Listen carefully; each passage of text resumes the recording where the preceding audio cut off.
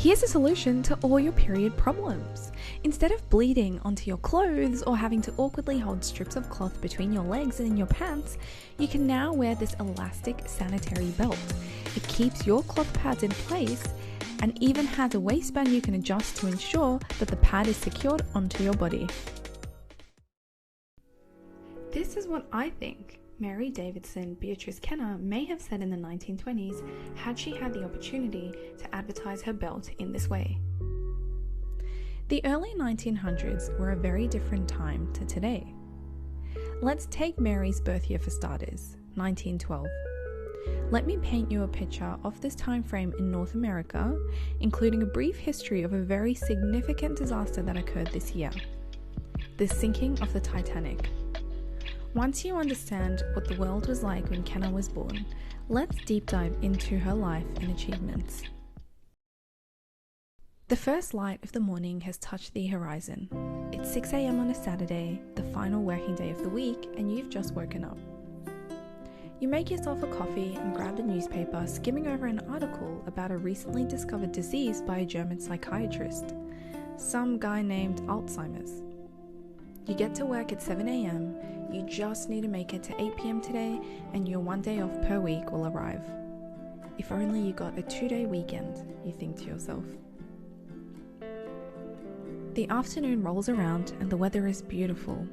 It's a balmy, pleasant spring day here in North Carolina, and a little humid, as it always is. You're toiling away at work and overhear some colleagues talking about how their cousins, who live on a farm, have bought a car. It's definitely becoming more common now to own one. You go home after work and throw your clothes into the hand-powered washing machine, washing away all the sweat and dirt. The weekend rolls around and you use it to catch up with family and friends. Your close friend mentions a beautiful ship that departed Southampton, England a few days ago. It was all over the newspaper. The ship had sailed, carrying over 2,000 passengers. You think about what that life must be like, being able to travel on a ship and eat fancy food and drink wine. A nice thought to end the weekend. Before you know it, Monday rolls around. You grab your coffee and paper before work. You can't believe your eyes. The Titanic has sunk. The ship was going at full speed to New York. Just before midnight, the Titanic was heading towards an iceberg, but failed to change course. This hit caused at least 5 of its hull compartments to rupture. This meant that they filled with water, and the weight caused the ship to break in two around 2:20 a.m. And now let's slowly come back to the present day. As you can see, a lot happened in 1912. This was also a time when many urban cities in North America experienced the fruits of industrialization, such as having electric lights. This was also when the 5-day, 40-hour work week didn't exist yet. So many factory workers worked 10 to 12 hours per day for low pay and in harsh conditions. The women in society at this time mostly managed households. However, in populous cities, some women were starting to enter workplaces. They would often do lower paying jobs such as textile work to help increase funds for their families. On May 17th this same year, Mary Kenner was born. She came from a family of inventors.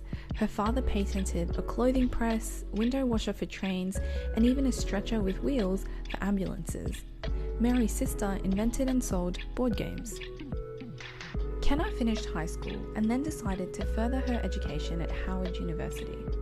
However, 18 months into the course, she had to unfortunately withdraw from it for financial reasons. After withdrawing from university, Kenner worked in a variety of roles and was a federal employee during World War II. After the war, she worked as a professional florist and even ran multiple flower shops in the Washington, D.C. area for around 20 years. She was well known for her singing and inventions, one main invention being the sanitary belt. Before we get into what this invention was, let's understand why she may have created it. When it came to menstruating prior to the 1900s, there was a good chance that women simply bled out into their clothes. Sometimes rags were placed between their thighs or attached to other clothing. However, these rags would often move around the place. Blood would often get onto other surfaces, and it was overall just not as comfortable or hygienic. So, Mary created a sanitary belt. This was a belt that would be worn onto clothing that would help keep the rags or flannels in place. Mary completed the patent application for her adjustable sanitary belt in 1954, and her patent was granted 2 years later.